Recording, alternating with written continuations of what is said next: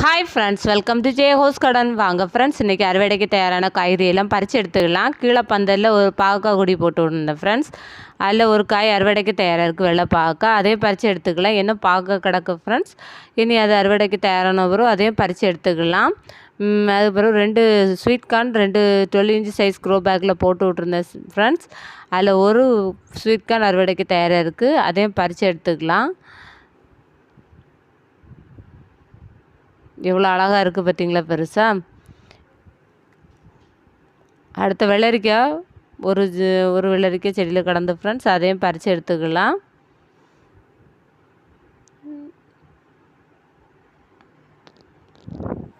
செடியில் ஒரு வெண்டைக்காய் இருக்குது, இதையும் பறித்து எடுத்துக்கலாம்.